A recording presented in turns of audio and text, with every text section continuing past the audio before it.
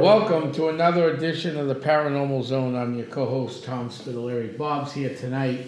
And boy, we had a whopping show for you, but the Paranormal Zone is set up for you out there who are in the paranormal, the UFO, the Bigfoot, the cryptids. And it's set up so you have a voice. So if you want to have a voice, come on our show, check us out.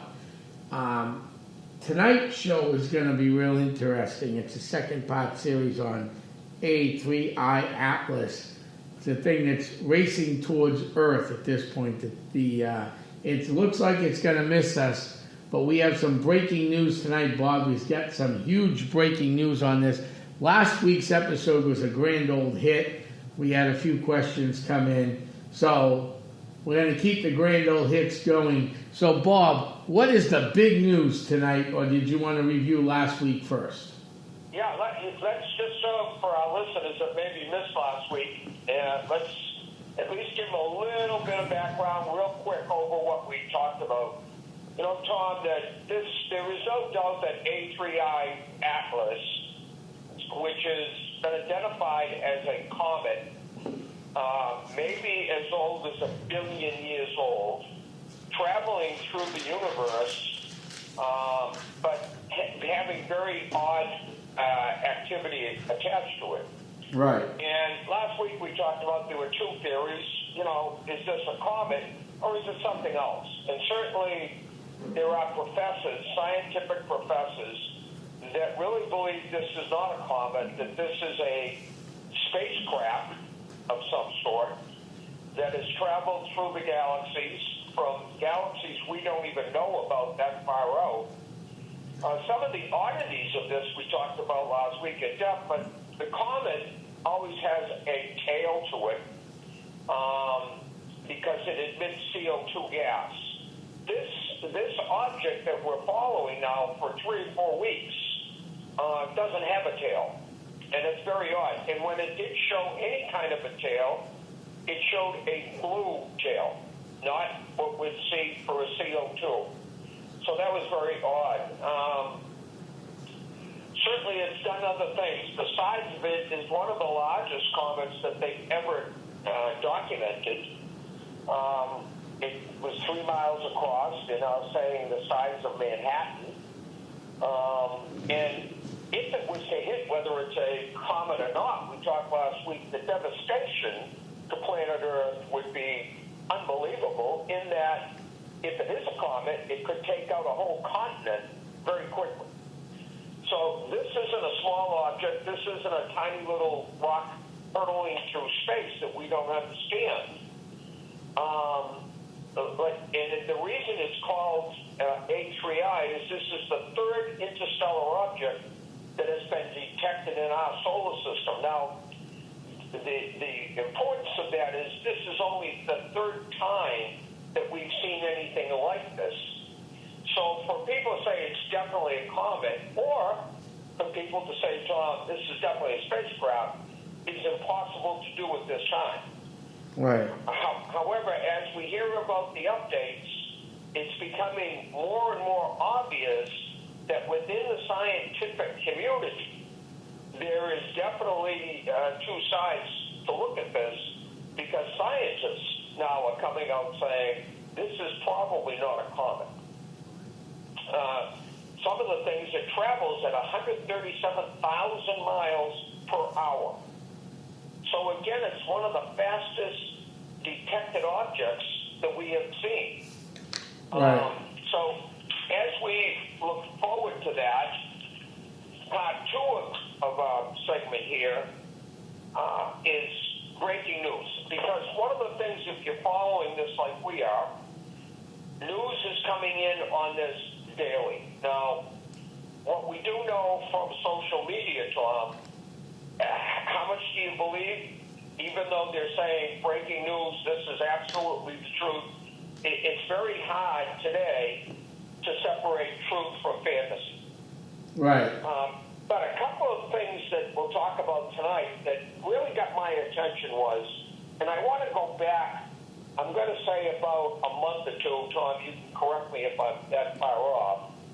But Head Smith, who I believe is Secretary of Defense, I think that's his title. He's on the current presidency's cabinet. Yeah. He called a meeting of all of the generals, not only from the United States, but from other countries also. Now, this was unprecedented. Why would he have a need so quickly, by the way, to get all these generals together to talk?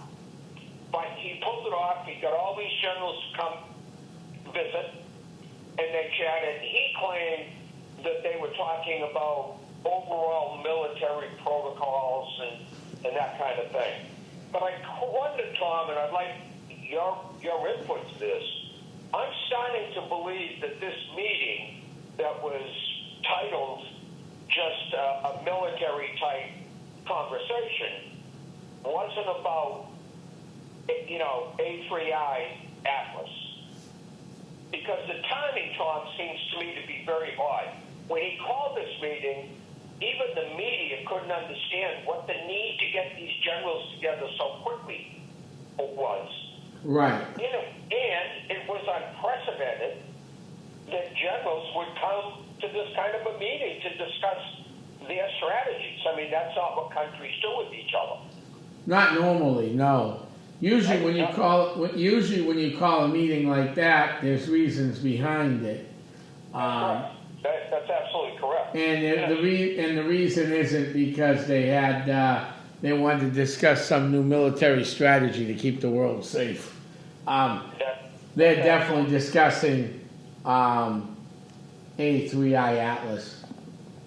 Yeah. Now, if we look in this segment at A3I Atlas being a spacecraft of some sort from another galaxy, then it makes sense that they get these generals together because this affects planet Earth. We have to understand something. That in the United States, we seem to be in a bubble here. We only talk about what happens to us or what could happen to us. Right. But when you have a global threat, and I use the word threat literally, whether this is a comet coming at us at 137,000 miles per hour, or a spacecraft that has intentions that we'll talk about in a few minutes here, of landing, of actually communicating with Earth, it would impact all these countries, not just the United States. Right. So then, if you thought this was a potential, either one of those two scenarios, it would make sense that you would get all of your military leaders together. Right. To say, we're in this now, whether we're against each other politically or not, we're in this together now because this is going to affect planet Earth. And I go back and wonder if that's not what this meeting was about. Well, when you look at what's going on, right, there's a quote that comes to my mind. Okay. All right? Yep. And the quote is, today we are not fighting against tyranny or oppression. We're fighting for our life. We're fighting for survival of Earth. Right. Today is our Independence Day. Correct. Yeah, you could almost, it's a little cliche, but, why would you call all these generals together? And what is this thing? Is it an asteroid? Because we don't have, what's his name anymore, because he's sick. So he can't go up into space and bore a hole into it. Right. I can't think of his name. Oh. Well, right now, today, part of the breaking news, just a little bit of it is that Musk has announced today on social media that he is going to launch a rocket capable of reaching A3I Atlas, and he is going to be one of the people on that rocket. Mm-hmm. Now, is that true or false? Let our listeners go research that and decide for yourself. I am not saying that Musk came on TV and I saw him say that. But social media is saying that he announced that today. And it would not surprise me about Musk because interstellar is his real love and passion. Right. It's not the electric cars that he sells. No. Right? His passion is space travel and so forth. So that would not really be out of the realm of him wanting to do that. No. But last week we talked about, is there an increase, at least in the United States, of visitations, observations, and abductions? And frankly, when I researched this, it really became kind of surprising to me because in 2023, there were 2,000 UFO sightings. Now, this is registered by the National UFO Reporting Center. Right. They don't break up abductions, visitations, and observations like we do, Tom. What they do is they put everything under the category of UFO sightings. Yeah. Right? So 2,077. In 2024, because the numbers are not in for 2025 yet, that category of UFO sightings dropped to 1,492. So that's a 500 number, roughly 550 decrease over the year before. I don't know what that tells us. I think if we saw this number go from 2023 to 4,000 in 24, we could say, okay, they may be preparing for something because we've seen an uptick in activity. Right. But in fact, we've seen a decrease if you can understand the National UFO Reporting Center.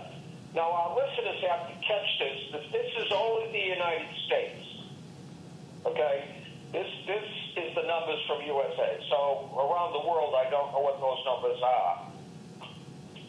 When we look at abductions, because you and I have had 3 years of discussions, why are they abducting people? To what end? Mm-hmm. And I started to wonder with A3I Atlas, was this the beginning of something, these abductions? The problem with abductions, and when people say, well, how many people were abducted, we don't know, because right. a lot of people, as you well know, Tom, are abducted, never talk about it to anybody but their families. And sometimes not even their families. And So sometimes not even their families. They lock it away and never discuss it. right. So Bob, I looked up something for 2025. Yeah. The National UFO Reporting Center here. Over 16,000 according to a 2025 analysis. California had 16,000 sightings. Okay, so that's huge. I mean, that's Right. much. Florida had 8,300. Yeah. And Washington, I'm not sure if that's probably Washington State, had 7,200. Yeah. So that's 8 times higher than 2023. Correct. Now, what that tells us is that activity, if the numbers are correct, right, the activity is certainly, it went 8 times more in 2025 up to that point of reporting. Right. So that's significant if you tie it into this, this alleged spacecraft, alleged comet. It certainly, says something. But here's one of the things that came out today. This comet actually split in half. Yeah. This is huge now. It split in half, and half of it disappeared. They lost track of the second half. However, they knew it was still there because it was putting out pulses that were messages. Yeah. Now, here's the thing that I want our listeners to really zero in on. So, one, this thing has disappeared from our galaxy. We don't know where it is now. We know it's split in half because they saw that. But once it's split in half, it went away. They know that half of it's still there because it's putting out messages. Now listen to this. Write this down if you're listening to this podcast.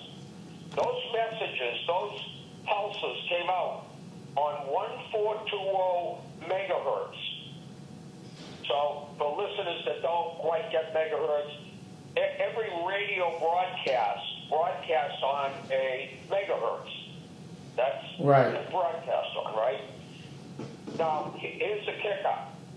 SETI, S-E-T-I, uses 1420 megahertz to send signals into outer space to see if they get a response. Now, the pulse and signals that they're measuring from A3I Atlas, again, is on 1420 megahertz, the same band that SETI, S-E-T-I, sends out into the universe to see if they get an answer. Is that a coincidence? No, that's not a coincidence. How could that possibly be from something that's 1 billion years old and coming from a galaxy that we don't even know exists? Right. I mean, to me, that is unbelievable. Now, for people that are really into this big time, here's the signal that A3I / Atlas sent out. 8, 13, 8, 5, 13, 8. Now, AI has interpreted the signal for those numbers. Mm-hmm. Now, let's be perfectly clear here. Those numbers don't tell us much until we can figure out what the numbers stand for. Right. Right? And AI is working on that as we speak right now. But it's putting out a pulse at the same megahertz as SETI is, 8, 13, 8, 5, 13, 8 again. They know now that this does not have a tail. That tail is disappeared completely. Right. What they are looking at today is that when this went near the sun, it had the ability somehow to speed up to get away from the gravity pull, which a comet, an asteroid, would not have that capability. You would have to have something powered inside that.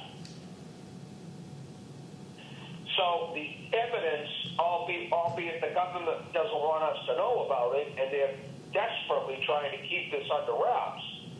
And I will share a theory with you that I read online today from a professor that's pretty interesting. But what's happening is this is starting to leak out all over the place. China, Russia, and some of the Africa, some of the largest countries, largest continents, put out a warning today. Nobody knows what that warning was, but they put a warning out to their military to be on alert.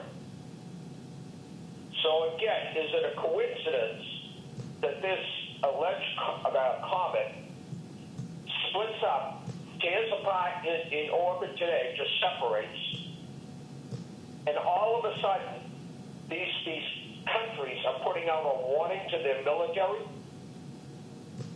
Why? If this comet just disintegrated, well, it wouldn't be a story, would it? It's not going to hit anything. It's gone. It's now little pieces of rock. Right. And yet, after that happened, and they recognized it, they put out these warnings. So, Right. to me, I believe what we're seeing here is that this crap, that it's my opinion only. I have no facts for this, so I don't want people sending me an email saying, what are your facts? I don't have any. But there certainly is a split. If you look at a professor called A.B. Loeb, you heard of him, Tom? Yeah. L-O-E-B. You can research this. He is now saying that the oddities that this A3I Atlas is causing certainly flies in the face of change to what a comet would be doing. They can't explain it. It certainly is odd. He's come up short of saying this is not a comet, this is a spacecraft. But he certainly is saying this is really weird. How does it break apart and yet pulse out a signal? What is causing that to do it? Right. They're set on the Fibonacci numbers of 5, 8, and 13, which appear frequently in nature and mathematics. The meaning of this sequence is entirely speculative, as there is no scientific consensus on this. The cosmic message, some social media uses the articles from the Economic Times to discuss theories of sequences is deliberate, intelligent signal from alien civilization, possibly with the decoded message like observe, prepare, and understand. The gate awaits. This is widely considered by scientists as nonsense. That's exactly, Tom, the interpretation of AI. Understand, prepare, the gate awaits. Right.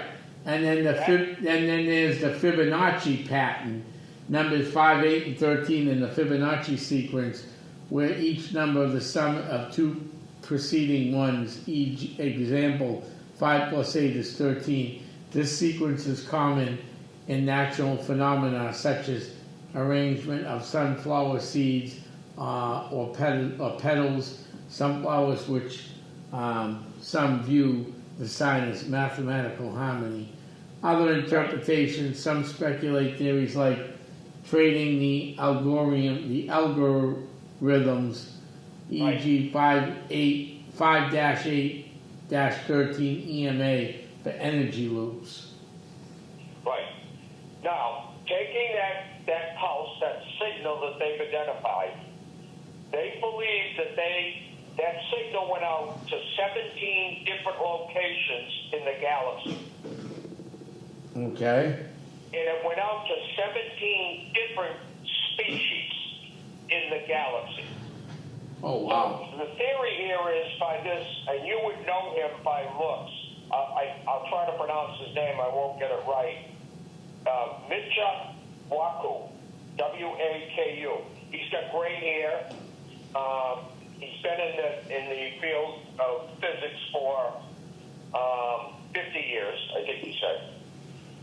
He came on today, and he said that he believes, this is his belief now, that the 17 locations that this signal went out to is 17 different planets in a faraway galaxy that is prepared to come to Earth, not just the United States, but to come to Earth and transform Earth into a different conscious level that we're used to. That they're not coming to Earth to eliminate us. They're coming to Earth to educate us.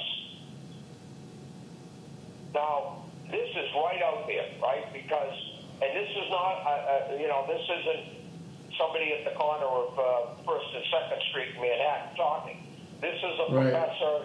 He's been in physics for many years. He admits that what this spacecraft is doing defies physics.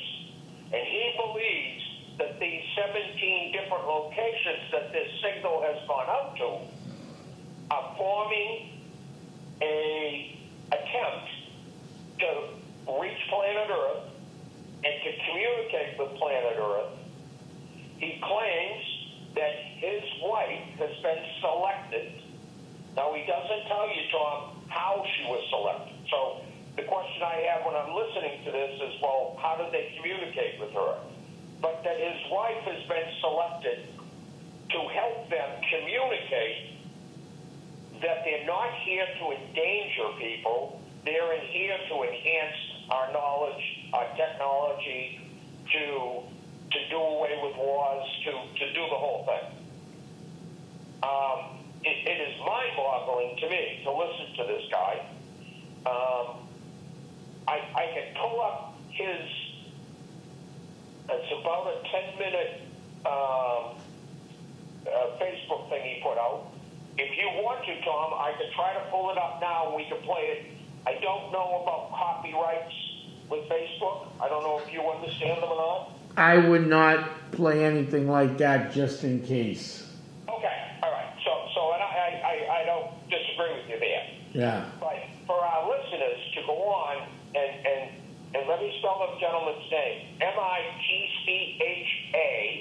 first name, last name Waku. Go Google that and listen to a bunch of his stuff. Because he throws a slant on this, Tom, that I've never heard before. Now, if that was to be true, if this communications, this is what they're after, and it's coming from 17 different cultures now, okay? Not just one planet, but 17 different cultures out in our universe, or out beyond our galaxy, I guess. Here are the important dates that he thinks is going to take place. January 19th, 2026 will be the first contact that's been made. February 15th, 2026, there will actually be a introduction by the leaders of all these countries to their people. So Donald Trump, President Trump, will come out and tell us what's taking place on February 15th. And now, here's something I think is really kind of interesting. July 24th is when the process will begin. You know, July is Independence Month. Right. Right? So it's interesting. Are people picking that randomly because they know that connection? Or if you believe this is going to happen from an interstellar galaxy somewhere, do they know what July means? And if so, how? Mm-hmm. Right? How? Yes. So each day, something new breaks. And listen, we all understand social media, okay? And we understand that you can put on pretty much anything you want on social media. Right. And there isn't a lot of people policing what you're saying, what your theory is. You know, I listened to him for about 15 or 20 minutes the other day. This morning, actually, because this just took place. And I was really amazed at what he had to say. For a very intelligent man, his credentials are above reproach. This guy swears this is a spacecraft that has contact with 17 other planets out in the galaxy somewhere. Each planet has its own species. So it would be similar to the United States versus Africa versus China. So you got to kind of picture it that way. Mm-hmm. Only these are planets. Right. Each culture is different, and out of the 17 that messages were sent to, they each have their own reason for needing Earth. Right. Whether that's chemicals that we have they need, whether that's, who knows? I mean, you could speculate this for hours on end. Right. However, it is a daily changing event. Now, the other thing that took place today, according to social media, is that this planet, this A3I Atlas, has now changed directions and is heading for Earth. Now, that doesn't mean it's going to crash into Earth. It just means it's heading for Earth's orbit. So if that's true, again, with everything we've heard so far, why is this thing changing directions and heading towards Earth now? It's right from behind the sun, right? Mm-hmm. So that's not the problem. it's now changing direction, heading towards Earth. Right. So again, lots of things happening. I think that this Waku, if that's how he pronounces it, broadcasts are unbelievable. They do lean towards this being a spacecraft. But again, he's a physicist that's very, very intelligent and highly thought of in the physics world. So Right. this isn't just some random guy coming up with this stuff. So No, that's what makes it interesting. that's right. That does. And I think that by our third and last segment of this, we're going to have even more breaking news. Because again, in my opinion, Tom, I think we are going to make contact. I think that the government knows that this whole secret that they've been trying to sit on for probably 50 or 60 years is about to be exposed. Right. Because if these aliens really have control, like this gentleman thinks they do, then they are going to use presidents, kings, leaders of countries to their best benefit. And that Right. would be to communicate to their people what they're there for. Mm-hmm. It really is amazing when you think about it. Right. No, it is actually. It'll be interesting to see. Yeah, and the other thing too is that kind of interests me is that aside from this, if this turns out to be a comet or an asteroid, and somehow it exploded in space, the physicists can't explain how that would happen, but if it did, and it just broke into small rocks and that was the end of it, well, number one is, then where did this signal come from? But I wonder, Tom, what this will do to social media. Right. If it turns out to be a comet with all of this speculation about what it is. Right? Yeah, I mean, that's the problem with social media. There's just so much on this right now. Yeah, and I like you, getting ready for this broadcast, I really was wrestling with putting his broadcast out to our listeners, because if you listen to him and he talks for 15, maybe 20 minutes, it was fascinating to listen to him, because he did not question himself once, nor did he take a break. I mean, Right. he didn't falter at all in his comments. So he's really put his professional reputation on the line for this. Right. So, but again, I respect the fact that, and our listeners have to understand that you can't just rebroadcast somebody else's broadcast. I mean, it doesn't work that way. No. We could. If you're questioning, well, how would they stop it? They probably can't. But there's legalities involved. It's very similar for our listeners that follow sports. Before every sporting event they announce, you can't use this for even pleasure. You can't retake a football game, for example. Right. Well, what they know is people do that, right? We all do that. That's what DVRs were meant for. But they put that disclaimer out there so that you can't then sell tickets to your friends and relatives to come in and watch that game. Right, on your 80-inch screen TV or whatever, right. That's exactly right. Exactly right. So understand that Tom's approach is exactly right about not rebroadcasting this because of the legalities we could get involved. However, I challenge every listener tonight.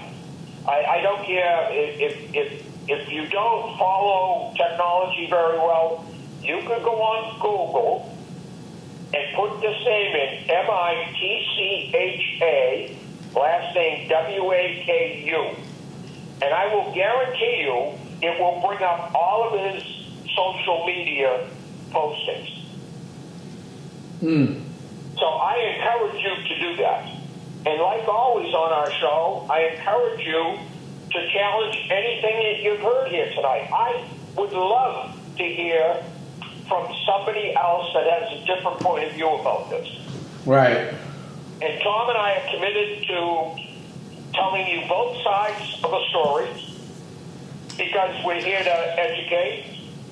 You know, we're here to entertain, I hope, but we're here to educate you. And we really want you to hear both sides so you can make your own decision.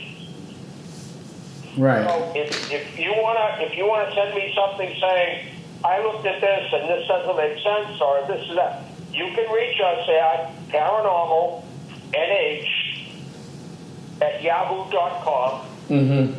Tom and I will respond to every single email we get. Okay? So I don't care if I get 200, I will get back to 200 of you.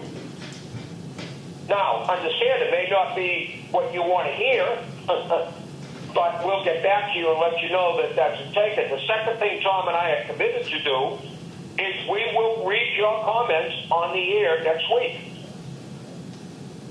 We will, yes. We'll give you your time to get your point across to our listeners, right, Tom? Correct. And that's what we want to do. Give everybody their chance. That's right. Good or bad, whether you agree with us or disagree with us. I frankly, personally, would go on record as saying I'm really halfway between both. I don't know. It seems to me that if this was a spacecraft, that we would be seeing a lot of other activity surrounding it if we were positive.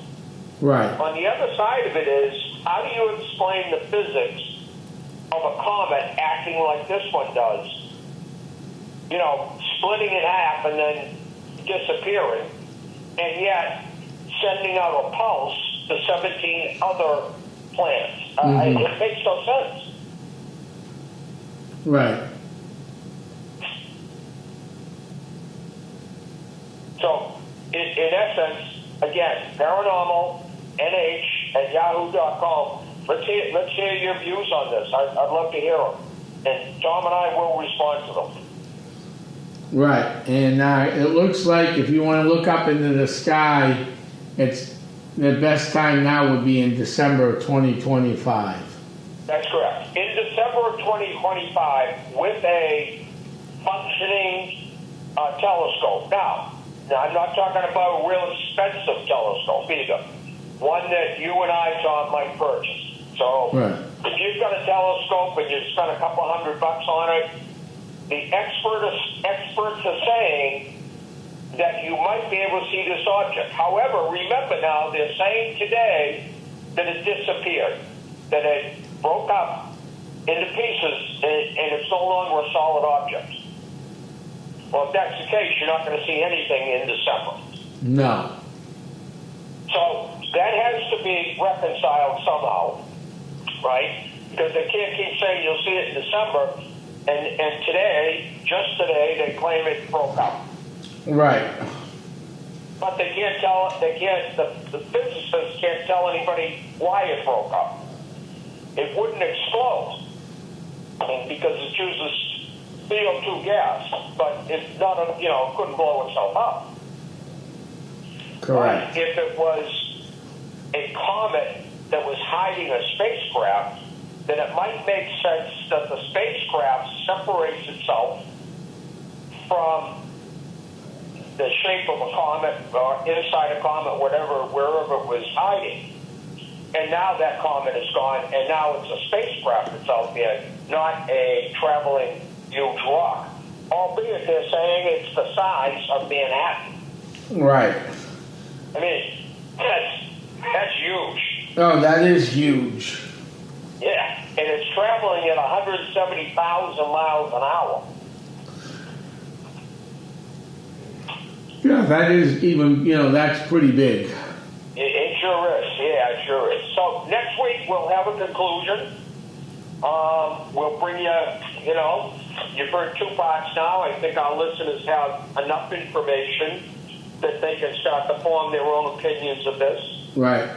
Now- If you don't have binoculars or a telescope and you really want to see this in December, I think you should get one. They really, frankly, have come way down in price. They're not real expensive. You can get a nice one that'll do the trick, and it won't break the bank. Certainly a good, high-powered pair of binoculars might get you a view of it if it's still there. If it's still there. Right. That's why we're telling people don't go crazy. That's correct. Don't go spend a lot of money for that because it may not even be there. We will get more information over the next few days, I'm sure. Right. Now, I want to talk about one other thing, Bob, since we got a few minutes left. We got about 8-10 minutes left. Yeah. So last week, we were on the air talking about A31 Atlas. While we're on the air, after we get off the air, there's a weird sighting of lighting over Manchester. Did you see that? I did see that. Yeah, Manchester, New Hampshire, many people reported a very weird light in the spiral light shape seen over around 6 o'clock while we were on the air. While we were on the air, that's correct. Slowly moving, turning, and believe many to be a rocket exhaust, although some noted the lack of reported rocket launches at the time. The sighting was reported across towns in New England. Yeah, interesting too, Tom. Our friend Kay Golden out in Colorado sent a video, I think yesterday, to me. I saw it. Okay, so she posted it apparently on her Facebook page. Yeah. And the interesting thing is, and by the way, anybody that wants to see this video, again, send us an email. I'll send you the video, okay?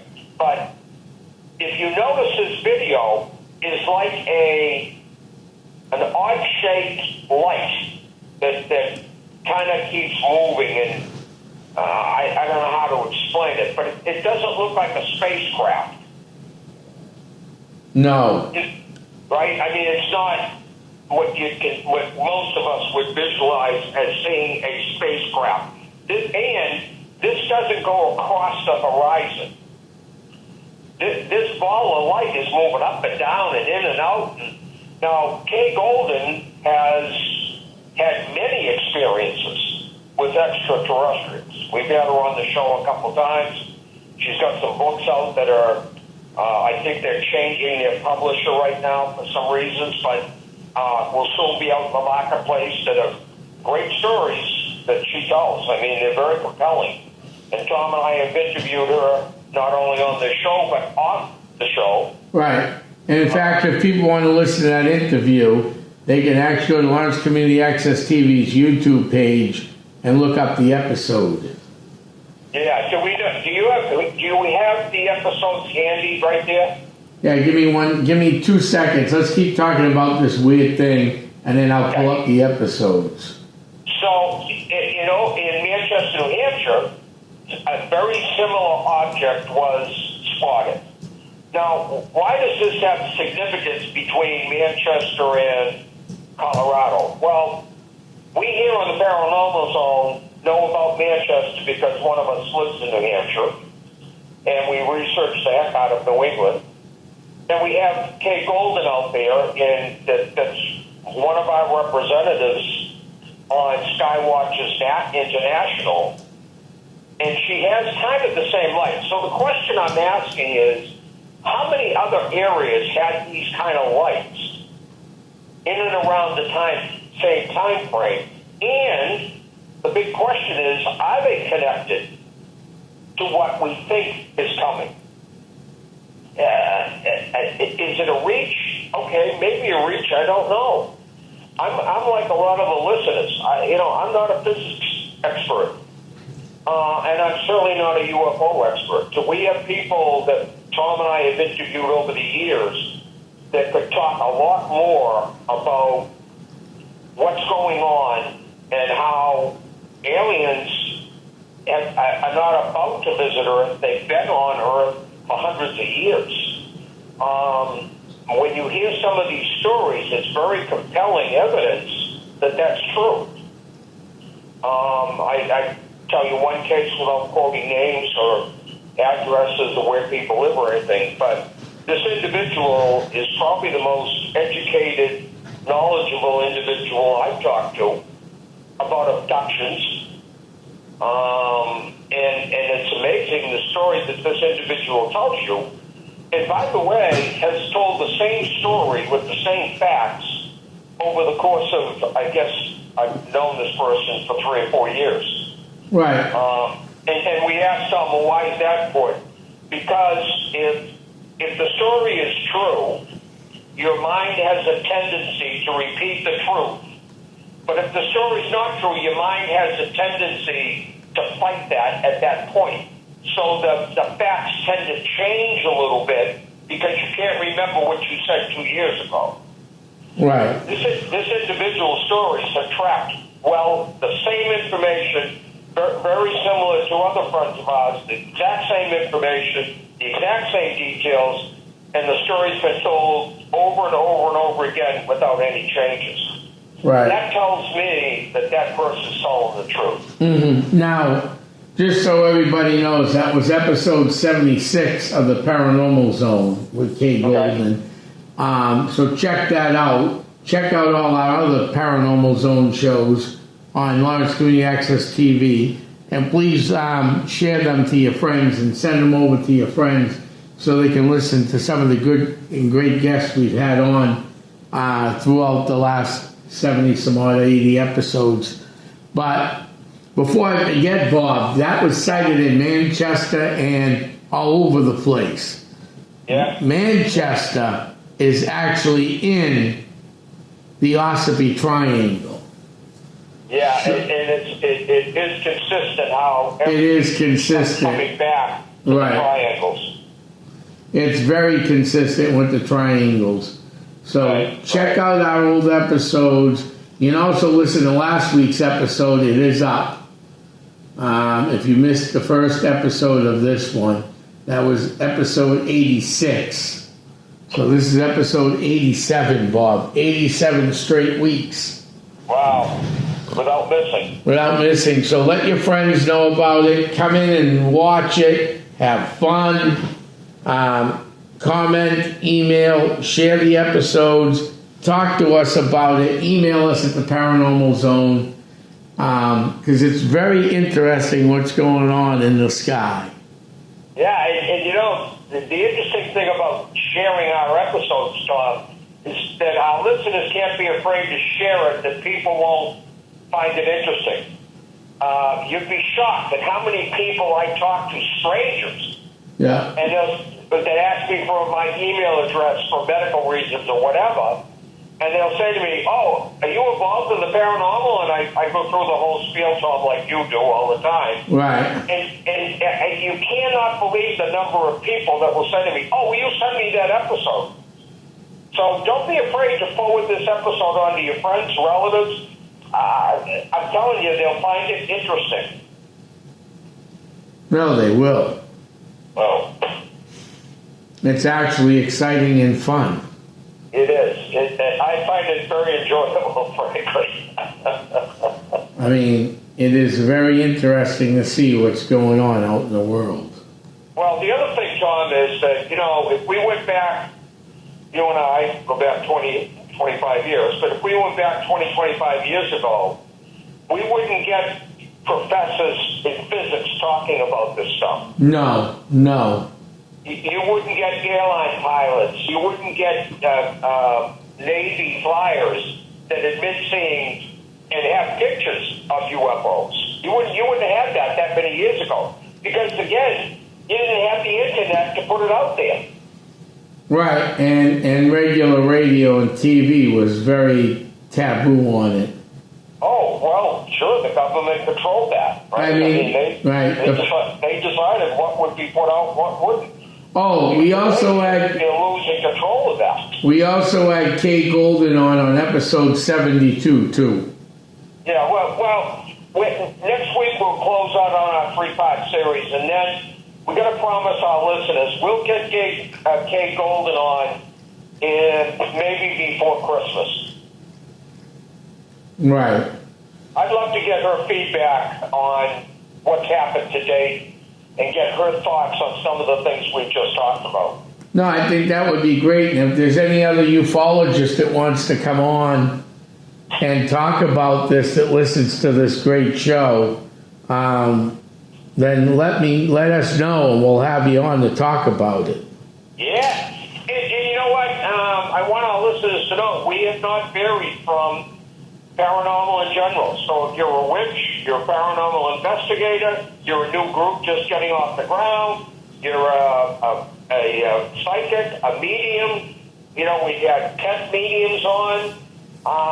There's a whole world out here for us to talk to. So if you want to come on this show, we're happy to push back on the UFO sighting here a couple of weeks and have a couple of you people on so that we're making sure all of our listeners are getting a fair shake here to hear what they're interested in. So if you're any one of these categories in the paranormal research field, again, paranormal, NH, no caps, no spaces, very easy, PARANORMALNH @yahoo.com. You'd like to come on the air?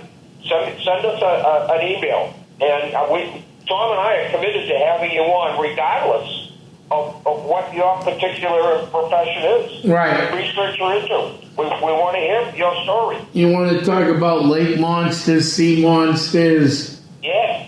cryptids in your backyard. Yep. We'll be happy to have you on, for sure. So come on in, listen to the show, and I hope you guys enjoyed tonight's show. Is very interesting with this A31 Atlas. I mean, God only knows what's going to happen. We got about a year to know. Oh, not even a year. 7 months? Yeah, 6. Well, they're talking December 19th. You know, what will be interesting to close out my comments is starting tomorrow and the day after and so forth, it'll be interesting to see if there's any more hard sightings of this object. Because, again, they said today it broke up, that it split in half. That was breaking news, and our listeners heard it as I heard it. So it'll be interesting tomorrow and the day after when social media hits again, whether somebody says, no, it didn't break up, then we need to question, well, why did people say it did? Right. Right? So stay tuned. You're right. Stay tuned. Well, Bob, we come to an end of another great show. Yeah. Well, it's been fun. I want to thank you for coming on talking about this A31 Atlas. I want to thank all our great listeners. We had a lot of fun tonight. Reach out to us at the Paranormal Zone, Paranormal NH site. At yahoo.com. At yahoo.com. Thank you, Bob. If you want to come on, if you have an investigation you want us to look at, UFO, cryptid, or paranormal, let us know. Please remember this. Like and share this page. Like and share this. That's the way we keep going here, by the likes and the shares. So I want to thank you, Bob. I'm heading home to my crypt so I can get a cool night's sleep, because it's wacky New England weather is back. Yes, it is. And we're going to have some fun. I want to thank you all for tuning in, and have a great night, everybody. Good night, all. Good night.